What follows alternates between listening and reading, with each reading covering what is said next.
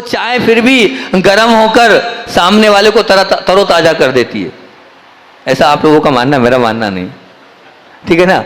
वो चाय भी तरोताजा कर देती है, पर ध्यान रखना तुम तो गर्म होते हो, सामने वाले के दिलो दिमाग को भी क्या तार तार कर देते हो। वो तो तरोताजा करती है, तुम तार तार कर देते हो। निश्चित मान के चलना, ये परिस्थिति हमारे साथ है, सबके साथ है। ऐसा क्यों नहीं, हमें ऐसे जीवन को नहीं जीना कि हमारी एक बात भी हमें दुनिया याद रखना चाहिए, हमारे लिए रोना चाहिए, लेकिन ऐसा नहीं है, ऐसा है ही नहीं। मैं आपसे फिर बोल रहा हूँ, इसको ध्यान रखना, तुम्हारे पर रोने वालों की संख्या उंगली पर गिनी जा सके इतनी है, और जबकि तुम्हारे कारण रोने वालों की संख्या शायद गिनी नहीं जा सके इतनी है। क्या बोला आज का क्रीम कोटेशन, लिख लो। क्या बोल रहा हूं, तुम्हारे पर रोने वालों की संख्या उंगली पर गिनी जा सके उतनी है, उसमें कोई संदेह नहीं। और जबकि तुम्हारे कारण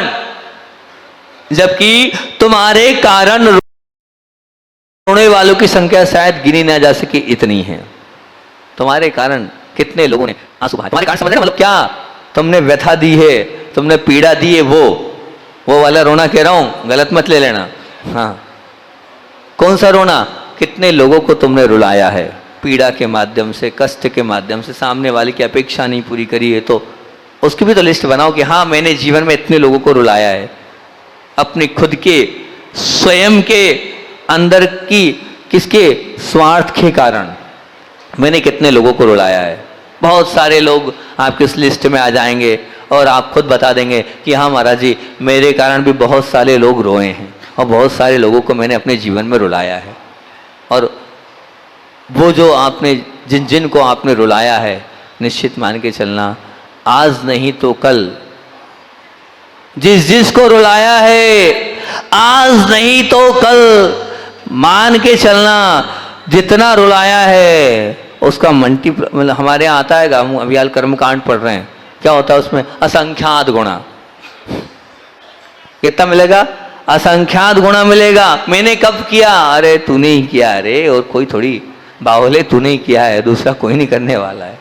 तूने ही किया, मैंने कब किया, तूने ही किया है। थोड़ा सा किया, लेकिन थोड़े से का भी बहुत ज़्यादा मिलेगा, क्योंकि हमारे सिद्धांत हैगा असंख्यात गुणा मिलेगा। जब हम स्थिति बंधेगी तो कोड़ा कोड़ी में बंधेगी, जब उसका अनुभाग बंधेगा तो सहन नहीं कर पाओगे आप ऐसी स्थिति, और ऐसा अनुभाग बनता चला जाएगा। आप निश्चित मान के चलना। तो आज मैं आपसे इतना ही बोल रहा हूँ कि तुम्हारे पर रोने वालों की संख्या उंगली पर गिनी जा सके इतनी है, परंतु तुम्हारे कारण रोने वालों की संख्या शायद गिनी ना जा सके इतनी है, शायद गिनी ना जा सके इतनी है।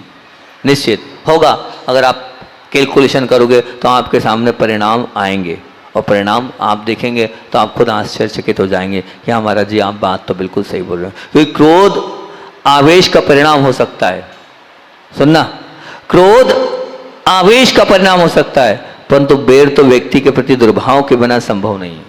और अधिकतर लोगों के मन में बैर भरा पड़ा है, अधिकतर लोगों के पास बैर भरा नहीं। बैर को छोड़ो, क्योंकि क्रोध तो आवेश, जरा सी बात हुई उसको हमने उस बात पर क्रोध आ गया। मैंने पहले भी कहा, अभी भी कह रहा हूं, आगे भी एक ही बात कहूंगा, क्रोध करो, वो तो क्रोध तनिक होना चाहिए, लेकिन बैर नहीं होना चाहिए। क्या बोला मैंने, क्रोध करो, क्रोध तो होगा। अरे साधु नहीं छूट पा रहा क्रोध से, तो आप कौन सा छूटोगे, हम भी नहीं छूट पा रहे, पर वो थोड़ा सा आवेश आ गया, समाप्त हो गया मामला। बस बैर मत रखो, बस बैर को छोड़ दो आप। वो जो बैर है ना, वो आपको नीचे गिरा देगा, निश्चित रूप से नीचे गिरा देगा। पर हमें तो कैसे बनना चाहिए, मैं तो आपको एक और दे देता हूं बात, चलो बहुत अच्छी बात, सुंदर सी बात बोल देता हूं कि छोटे बच्चों को देखा आपने, कुछ गुरुदेव की सब बातें सुनाता हूं, जो गुरुदेव से सुना मैंने वो तो आप लोगों के बीच में रखता हूं। मेरे पास कुछ भी नहीं है, मेरे पास मेरा कुछ भी नहीं है। जितने उदाहरण होते हैं, जितनी बातें होती है, 90% गुरुदेव की नकल होती है, 10% मेरा होता है, बाकी 90% कुछ क्या होता है, कुछ गुरुदेव का होता है। गुरुदेव बोलते थे कि बच्चे को देखा, बोले बच्चा गुस्सा करता है, रूठ जाता है, पर क्या होता है, रूठने के बाद मम्मी की गोद में आ जाता है। उधर क्या हुआ, इधर आंख से आंसू है और उधर हंसी है।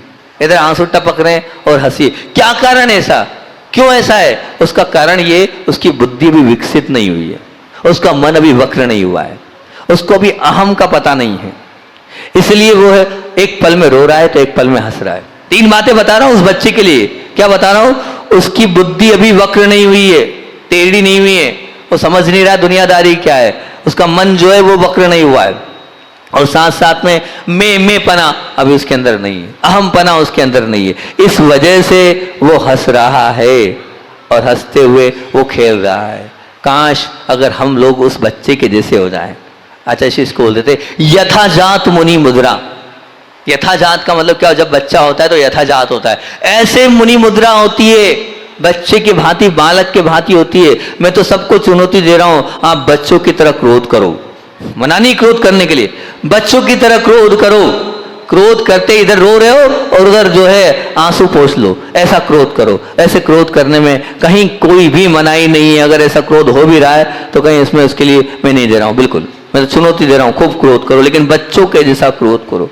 क्रोध को दीर्घ समय तक अगर आपने मन में रख लिया तो ध्यान रखना वो जो है वो तो अंदर भर जाएगा, और भर जाएगा तो परिणाम उसका तो निश्चित रूप से ऐसा आना है कि उसका परिणाम इस प्रकार का आएगा कि मन चालबाज बन जाएगा, बुद्धि वक्र बन जाएगी। तुम्हारी यही चालबाजी, तुम्हारी यही होशियारी, तुम अगर उसका प्रोत्साहन देते चले जाओगे तो बस जैसे जैसे व्यक्ति के प्रति देशभाव बढ़ता चला जाता है, ध्यान रखना वैसे वैसे सामने वाले के प्रति भय, सामने वाले रोष भी बढ़ता चला जाता है, और जैसे जैसे ये घटता चला जाता है वैसे वैसे डर भी समाप्त होता चला जाता है। नहीं तो बस हमें क्या करना है, मन में किसी के प्रति देशभाव और उसमें उसके प्रति डर को अगर समाप्त करना है तो हमें बैर नहीं रखना। क्रोध करना है पर क्या नहीं रखना है, क्या नहीं रखना है? बैर बिल्कुल भी नहीं रखना है। क्योंकि जीवन में चलने वाला हृदय, जो जीवन आप जी तो रहे हैं, बहुत अच्छी बात है, सब लोग हम जीवन जी रहे हैं, और जीवन में ये चलने वाला हृदय नहीं, हृदय से नहीं चलने वाला हमारा जीवन। काय से चल रहा है महाराज जी? मन से। काय चल रहा है? मन से चल रहा है। और अभी अगर मैं आपको बात बोलूं तो आपका जीवन निर्दोषता से नहीं चल रहा है। काय से चल रहा है? चालबाजी से चल रहा है, सरलता से नहीं चल रहा है, वक्रता से चल रहा है। और बस जब ये सब वक्रता आ जाती है और कहें तो वो सब, जब ये चीज आती है तो हमारी जीवन में अधिकार आ जाता है, हम अधिकार के लड़ाई लगते हैं, और फिर अधिकार जब आ जाता है तो हमें ऐसा लगता है हम ही सब कुछ हैं, और जब हम सब कुछ हैं तो फिर गांठ बनते चले जाती है और हम अपने आप को बहुत बड़ा मानने लगते हैं, अपने आप को महान मानने लगते हैं। नहीं, ऐसा नहीं बनना। ध्यान रखना, बहुत अच्छी बात बोल रहा हूँ, ध्यान से सुनना, बहुत बढ़िया बात। जीवन में बड़े बनने के लिए, जीवन में बड़े बनने के लिए कोई मेहनत नहीं करना पड़ती है। जीवन में बड़े बनने के लिए कोई मेहनत नहीं करना पड़ती है। समय गुजरता चला जाता है और आप बड़े बन जाते हैं। परंतु महान बनने के लिए हमें सबसे महत्व की बात है, बचपन टिकाए रखना होगा। बचपन टिकाओगे, मन में गठान आएगी नहीं। महान वही होता है जिसका जीवन बचपने जैसा होता है। देख लो उठा के जितने महान हुए, उनके मन में कहीं गठान नहीं थी, उनके जीवन में उनका बचपना था, वो बचपन जैसे रहते थे।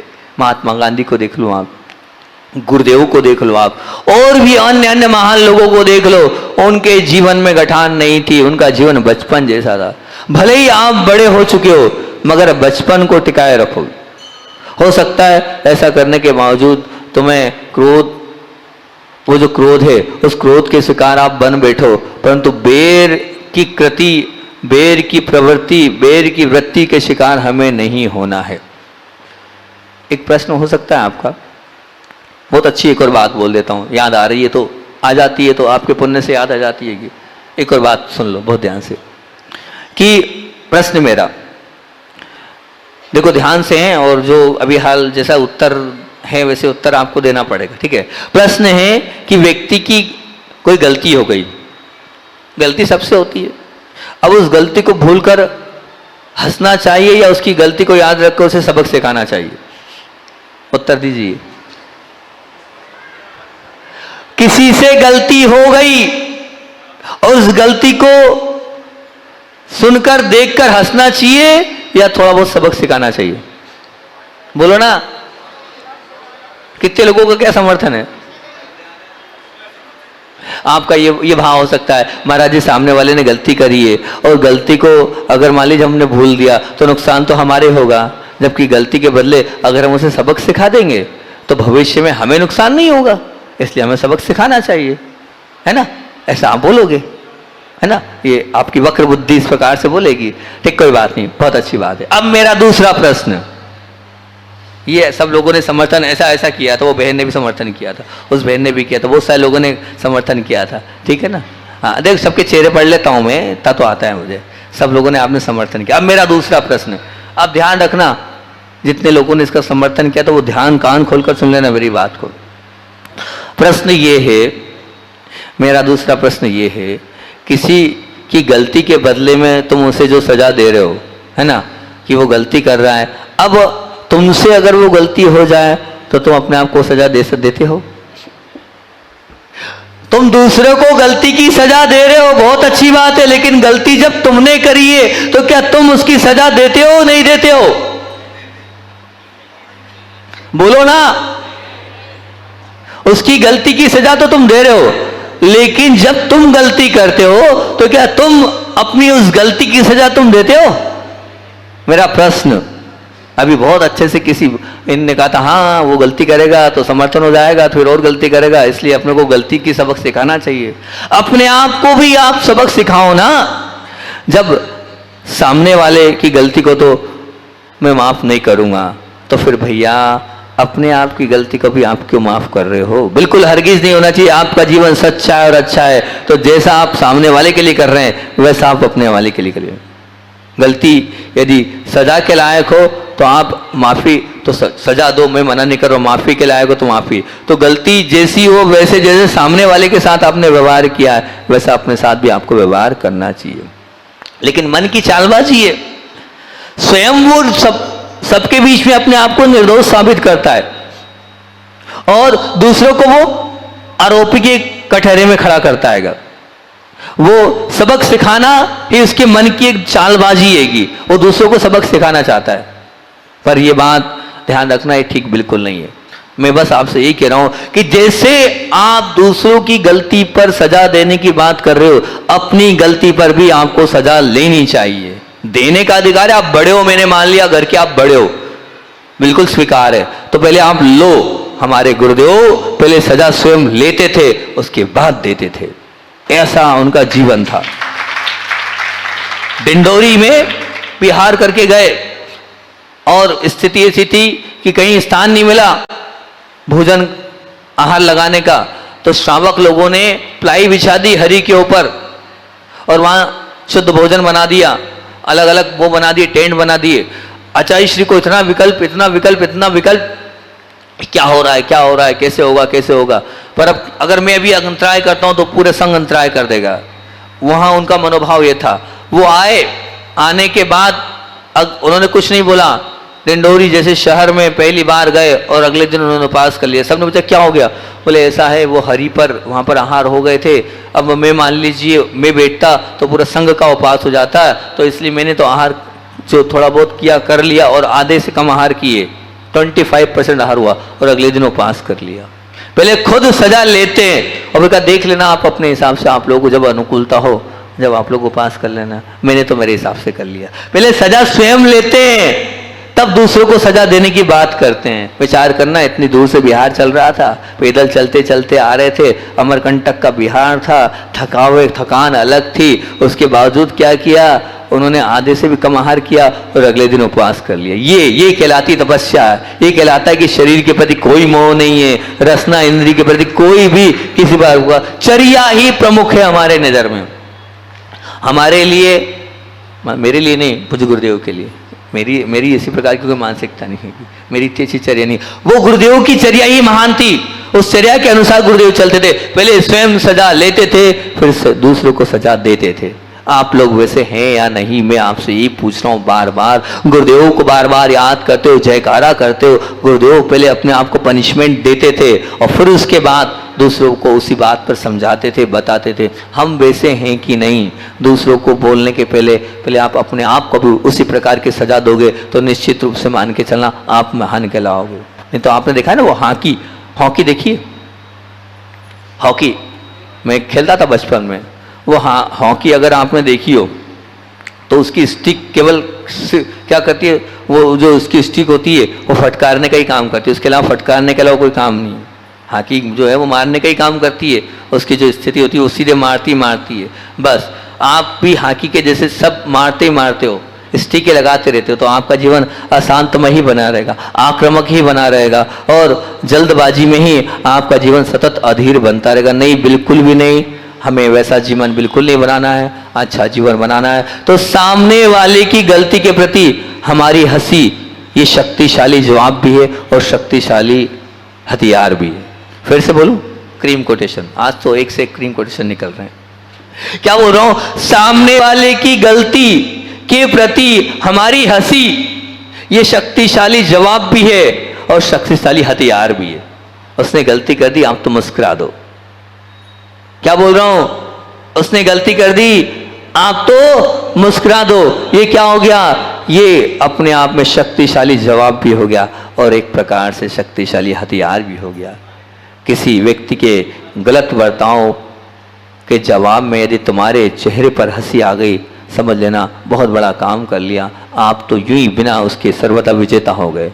तुम्हें विजय करने की जरूरत नहीं पड़ेगी, अपने आप विजय हो गए, क्योंकि तुम्हारे हंसने का सामर्थ्य देखकर तुम्हें कोई व्यर्थ उकसाएगा नहीं और हिम्मत नहीं करेगा कि शायद आपने कुछ गलत कर दिया हो। नहीं, बिल्कुल नहीं। अगर आप सफलता नहीं भी मिले किसी को तो उस पर हंसना नहीं, क्योंकि एक बात और बोलता हूं, बहुत ध्यान से सुनना।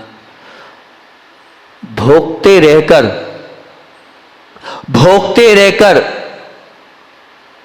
वो कुत्ता शायद रोटी नहीं चबाता, या तो भूखेगा या रोटी चबाएगा। क्या बोल रहा हूं, वो जो कुत्ता है वो भौंक रहा है, तो भौंकते भौंकते वो भौंक ही सकता है, रोटी नहीं चबा सकता। यदि कुत्ते के लिए बात संभव नहीं है तो आप भी हंसते रहकर आप साथ साथ में क्रोध नहीं कर सकते। मानव के लिए ये भी असंभव है। तो मैं तो यही चाहता हूँ कि आपके हृदय में हास्य रूपी अधिकार का स्वामी बन जाए और आप तो अपनी दुष्टता को छोड़कर मन में आप हमेशा प्रसन्नता वाला रहो। क्रोध के प्रसंग आए और आप तो मुस्कुराहट को दो, आप विजय हो जाओगे, आप विजेता बन जाओगे, सामने वाले की हार हो जाएगी। क्योंकि अग्नि के सामने तुम पानी बन जाओ, अग्नि के सामने तुम पानी बन जाओ, कांटों के सामने तुम फूल बन जाओ, गंदगी के सामने तुम उपवन बन जाओ और कलंक के सामने तुम कुमकुम बन जाओ, निश्चित रूप से तुम महान बन जाओगे। निश्चित रूप से तुम महान बन जाओगे। आवेश के सामने धैर्यवान बन जाओ, तुम वास्तव में बलवान बन जाओगे, सच्चे विजेता हो जाओगे। बस हास्य देते चलो और हास्य को पैदा करते चलोगे तो आप निश्चित मान के चलना कि आंधी और तूफान में भी आपके हृदय में हमेशा प्रसन्नता बनी रहेगी, तो वो आपका जीवन बहुत अच्छा और महान बन जाएगा। हथियार तो सबके पास है, खून खराबा तो सब कर सकते हैं, परंतु जिसके पास हास्य रूपी हथियार होता है वो अपने आप को तो बचाता है लेकिन सामने वाले को भी बचा लेता है। और वर्तमान काल में इंसान के अंदर इतनी विशालता में जितनी रुचि नहीं है, उससे लाखों हिस्से में उदारता की भी उसके अंदर रुचि नहीं है, क्योंकि वो चाहता ही नहीं है कि मैं सबका बन पाऊँ, मैं सबका हो पाऊँ और सबके लिए जी पाऊँ। वो महान होते हैं जो सबके लिए जीते हैं। क्योंकि दुनिया में अधिक प्रसन्न कौन, बताओ, दुनिया में अधिक प्रसन्न कौन? विशाल हृदय वाला या विशाल बड़ा बड़ा मकान बिल्डिंग वाला? उदार हृदय वाला कि बड़ी बड़ी फैक्ट्रियों वाला? तो बस तो भैया उदार हृदय वाले बनो ना, क्षमा करो, छोड़ो। विशाल हृदय वाला और उदार व्यक्तित्व ही यह निश्चित रूप से सबके जीवन में ले सकता है। आज 2-3 बातें बहुत महत्वपूर्ण जो बोली है वो ध्यान रखना। रोज क्रोध पर कुछ ना कुछ बोलता चला जाता हूँ, है ना, कुछ ना कुछ अच्छी बातें आपके बीच में रखता हूँ। मैंने आपसे इतनी बोली है कि सामने वाले की गलती के प्रति आप अगर हंसते चले आओगे तो शक्तिशाली जवाब भी है और शक्तिशाली हथियार भी है। और एक बात और बोली आज का क्रीम कोटेशन, भोगते रहना कुत्ते का स्वभाव है, लेकिन वो रोटी नहीं चबा पाएगा, वो या तो भूखेगा या रोटी चबाएगा, उसके बाद हंसते रहना। आप हंसते हंसते क्रोध नहीं कर सकते, निश्चित मान के चलना। तो ये क्रीम कोटेशन जो मैंने बोला उसका ध्यान रखना कि अग्नि के सामने तुम पानी बन जाओ, कांटों के सामने तुम फूल बन जाओ, गंदगी के सामने तुम उपवन बन जाओ, कलंक के सामने तुम कुमकुम बन जाओ, आवेश के सामने तुम धैर्यवान बन जाओ, तुम वास्तव में बलवान सच्चे विजेता हो जाओगे अगर इतना तुमने कर लिया तो। और दूसरी बात कि जैसे मैं सामने वाले की गलती को माफ़ नहीं कर रहा हूँ, तो बस मैं अपनी गलती को भी माफ़ नहीं करूँ। दूसरी बात। तीसरी बात जो आज बहुत सुंदर सी मैंने बोली है वो ये बोली है, क्या बोली है, भले ही आप बड़े बन जाओ मगर बचपन को टिकाए रखो। अगर बचपन आपके साथ है तो निश्चित वो क्रोध आपके जीवन में, क्रोध की बेर की प्रवृत्ति आपके जीवन में नहीं आएगी। और फिर क्या बोला, क्रोध करो, क्रोध करने की छूट, पर क्या नहीं करना है, एक ही चीज पर लगा हूं मैं, लंबे समय से लगा हूं, क्या नहीं करना है, बस आप तो सबको चुनौती दो, पर ध्यान रखना बेर को हमें अपने जीवन में नहीं आने देना है। बेर से अपने आप को, अपने जीवन को ऊंचा उठाना है, तब कहीं जाकर हम महान उत्कृष्ट बन जाएंगे। हमारा जीवन ऊंचा और महान बनता चला जाएगा, हमारा जीवन महान बनता चला जाएगा, हमारा जीवन उत्कृष्ट बनता चला जाएगा। आप बोलिए, मैं आपसे जो आप लोगों के बीच में इतनी सारी बातें मैंने आप लोगों के बीच में रखी है, इसमें कुछ बातों पर हो जाएगा चिंतन मंथन। जो मैंने आपसे बोला, क्या क्या बोला, एक बार आप थोड़ा सा बताएंगे क्या क्या बोला मैंने आपसे। मैंने आपसे बोला, पहली बात बोली कि मेरे पर रोने वाले कितने लोग, उसको आपको लिखना है। कोई लिखेगा मेरी बात मानेगा कि मेरे पर रोने वाले कितने लोग। ध्यान रखना, निश्चित मान के चलना, यही आपकी असली संपदा है।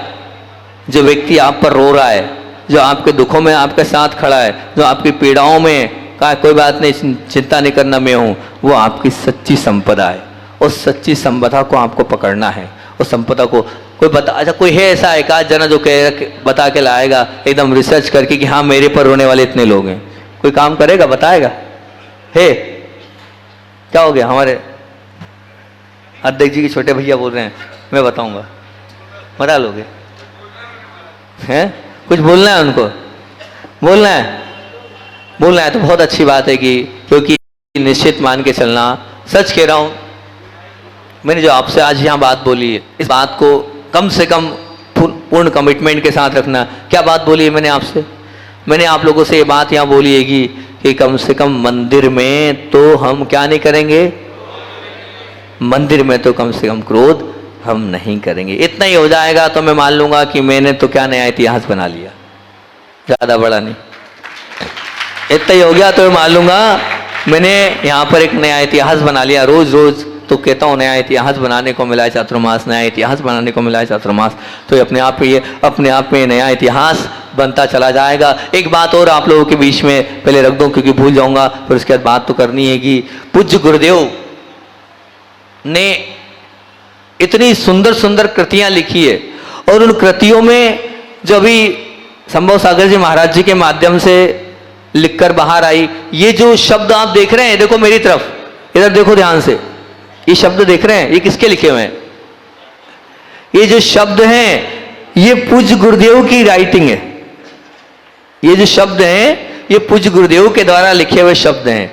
उनकी वो पुरानी डायरी जो उनके स्वयं के हाथ की लिखी हुई थी वो मिली, और जब वो डायरी प्राप्त हुई तो उसी शब्दों को सेम वैसे के वैसे ही आप लोगों के बीच में ये रखा जा रहा है। मतलब अपने आप में आप लोगों के घर में पूज्य गुरुदेव के शब्द, लिखे हुए शब्द आपके यहाँ पहुंचेंगे।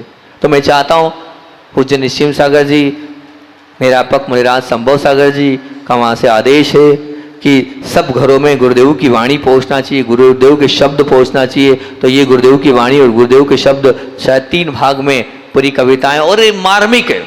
जब आप इनको पढ़ोगे ना, हमारे गुरुदेव तो ऐसा वैसा लिखते ही नहीं थे, जो लिखते थे वो ऐसा लिखते थे कि वो वास्तविकता में लिखने वाला होता था। कोई भी चीज़ उनकी उठाकर देख लो तो एक एक कविताएं अभी तक वो अनुपलब्ध थी, वो अभी तक छपी नहीं थी। ये गुरुदेव का कार्य एक ही था, लिखते थे लेकिन वो अपने उपयोग को लगाने के लिए लिखते थे, अपना उपयोग निर्मल बन जाए इसलिए गुरुदेवों ने लिखा है, ध्यान रखना। इसलिए उन्होंने यहाँ पर ये लिखा, और ये लिखी हुई बात आपको हम यहाँ पर अगर मान लीजिए अभी प्रवचन के बाद इसका अपन वो समाज के वरिष्ठ लोगों से इसका लोकार्पण भी, इसका जो भी कराते हैं वो कराकर, और फिर उसके बाद आप लोग, मुझसे कहा गया, मैंने कहा कि नहीं, कि फ्री ऑफ कास्ट में इसकी कीमत समझ में नहीं आएगी, आप लोग घर ले जाओगे वो तो सब ले लेंगे, इसकी जो भी एक नॉमिनल चार्ज है उस नॉमिनल चार्ज को आप दो और फिर लो, तो श्रद्धा रहेगी, तो आप पढ़ोगे, नहीं तो ऐसा तो बहुत बार कर दिया हमने, वो कहीं से लेके कहीं तक कुछ नहीं होगा। और आप लोग इतने सक्षम हो कि अपने गुरु की लिखी हुई चीज़ तो कम से अपने घर में आप रख ही सकते हो। बाकी पुस्तकें अलग हैं, बाकी पुस्तकों को छोड़ दो आप, लेकिन ये क्या है, गुरुदेव के लिखित शब्द हैं, वो आपके घरों में पहुंचेंगे। तो आप सभी को इस चीज़ को भी लेना ही है निश्चित रूप से। और दूसरी बात क्या थी कि बहुत अच्छा मंदिर का आप लोगों ने वास्तु कर दिया है, बहुत सुंदर सा वास्तु हो गया है, लेकिन मैं इतना ही कहूँगा कि मतलब उसको अन्यथा मत लेना, पर आपको बता रहा हूँ मैं और समझा रहा हूँ मैं कि आगम ग्रंथ में आया, धौला जय धौला आदि में, उसमें आया है कि लघु शंका और सोच का स्थान वीतरागी भगवान से इतनी दूरी पर होना चाहिए, उसका पूरा उल्लेख आया है। तो अब विचार करना कि कितनी बार ऊपरी बाधाएं भी, कितनी बार और बहुत सारी समस्याएं भी आती हैगी। हम मंदिर परिसर में अगर मान लीजिए दीर्घ शंका और लघु शंका का स्थान ना बनाए तो बहुत अच्छा, और अगर बना भी है तो बहुत जरूरी है तो उपयोग करें, अन्यथा आप उसका उपयोग नहीं करें, नहीं तो उसके दुष्प्रभाव पड़ते हैं।